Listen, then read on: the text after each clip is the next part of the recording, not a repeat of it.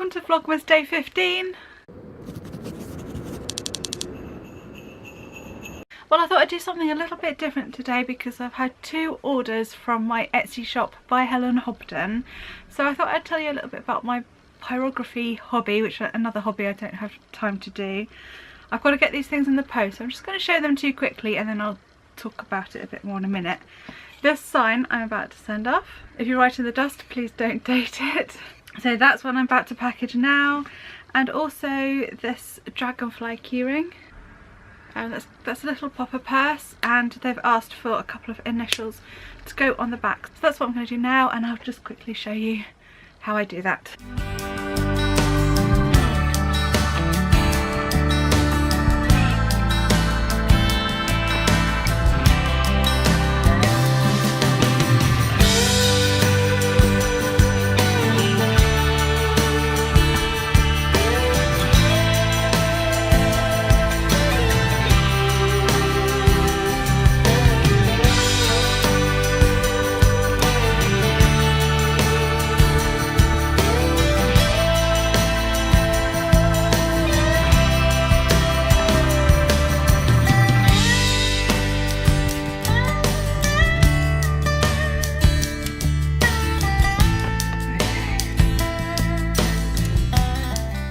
Sorry about that, that was all a little bit rushed, wasn't it? I really wanted to get that in the post. Being this close to Christmas, you don't know when people are seeing the people that the gifts are for, so I really wanted to get that at the post office today.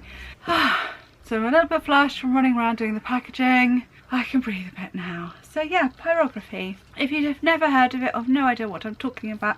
It is like you saw, it's burning, and that was onto leather. That was a leather keyring I did the little initials into.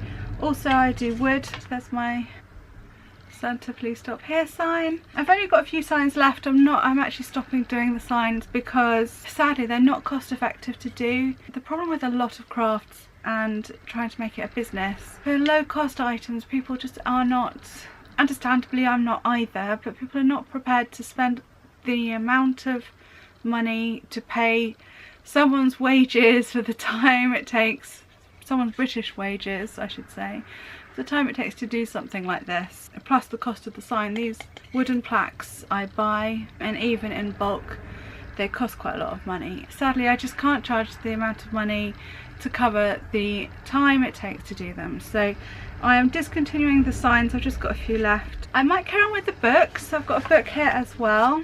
I do like doing covers of books. I do get drawn in by beautiful paper. I mean, this paper is just gorgeous, and I don't know if you can pick up on it, but this design is embossed, and I like arranging little details to make a nice cover. This is just a cover of a book. I've hand sewn it all together with some red pages for a bit of a gothic feel. The quote is from Edward Munch, I'm not quite sure how you should pronounce that. "From my rotting body flowers shall grow, and I am in them, and that is eternity." And yeah, quite a sort of creepy gothic quote there, but I liked it and I thought it went well with this paper design. So yeah, I make books as well, and as you can see I pyrographed onto a very thin wood veneer here and mounted it onto the paper, and just the back goes around like that. So that's another thing I do. But I'm about to make my friend Mike his Christmas present, so I thought I'd show you that. The sun is setting. I don't know if you're getting this sort of red light coming through my window. It's quite beautiful actually. I think it's going to be a good sunset tonight.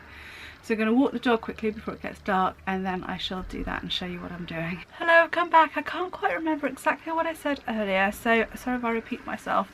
But I'm going to make my friend Mike his Christmas present. He hosts our village writers group once a fortnight. He kindly lets us all into his kitchen and we all sit around the table, and I've been meaning to make this for him actually for a couple of years. I bought these a while ago. I bought this set of wooden blocks, and I thought it'd be quite funny to do a writer's block. Get it? So I've written down 8 sort of character scenarios and 8 situations, and the idea is I'll do 2 of these blocks and write on each side of them, and so as a prompt, if you've got writer's block, you can toss them like a dice and you'll get 1 character and 1 situation. which will hopefully lead to inspiration to write a story.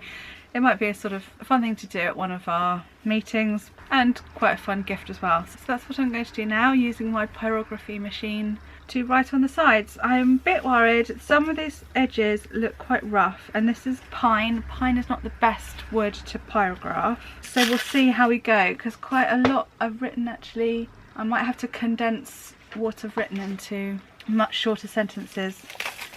Yeah, that surface there is not going to be easy to write on. So we'll see how we go. At least I've got a few here, so if I mess up, I can redo them. Okay, so this is my pyrography machine. I keep it plugged in over here. I have to push back the sewing machine and all the sewing stuff. And it's a Peter Child machine. I chose this one because it had good reviews.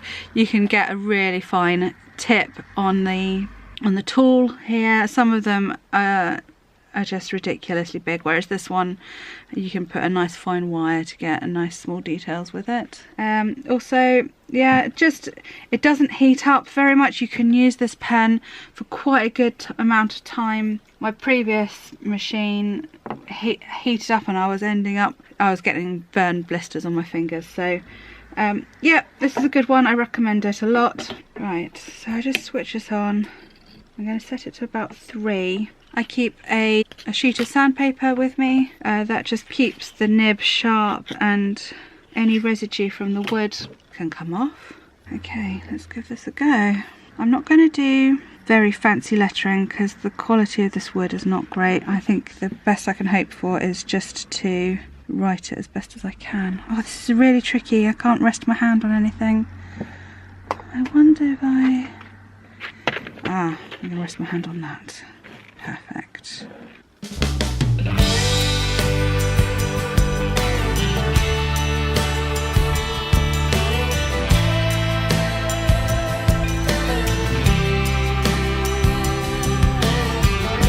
Alright, I'm going to turn my machine up to 4. This isn't pyrographing very well.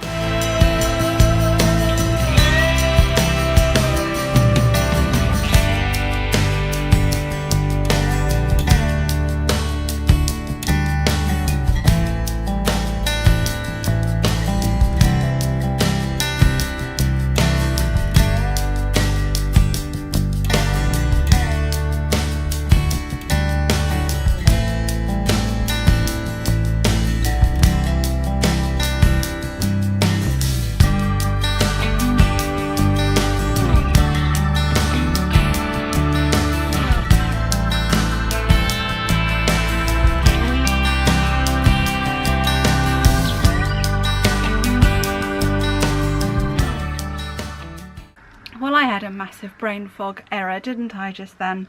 For some reason I thought dice had 8 sides, not 6. Oh dear. It's all getting to me. Well, they're done. I have to say I'm a bit disappointed in the quality of the wood. I'd kind of hoped that I could have added these to my shop, but the wood isn't good enough, so I won't be doing that, which is a shame. They look okay actually. As I'm doing them I'm thinking, oh, this looks utterly rubbish, but it's not too bad. Not my best writing, I have to say. Okay, so if you're interested, if you have writer's block, then perhaps this could get you going. The characters I've got are: the actor found something at the back of the costume cupboard, the teacher told their side of the story, what the young boy always hoped for, the old vicar could not stop laughing, the estate agent remembered something important, and a brief encounter with someone the detective once knew. Okay, and the situations I've got are: in a place they pass by every day, where they needed to get to the top, on the other side of the door, somewhere to hide from everyone, in a room they didn't recognise, and in the waiting area. Was that 6? Yeah, I think that was all of them. I lost count now. So that's them. You see what I mean about the writing. It's not my most intricate, swirly sort of calligraphy, but I think I did okay with what I had to work with. So I'm going to wrap up today's vlog there. Just a little peek into one of my mini hobbies, and oh, I'd be silly not to say, if you are interested in buying any gifts like this, then I'll put the link below to my Etsy shop called Imaginatively by Helen Hobden. Okay, well, I hope you enjoyed watching. It was something a little bit different, and I'll see you again tomorrow. Thanks for watching. Bye.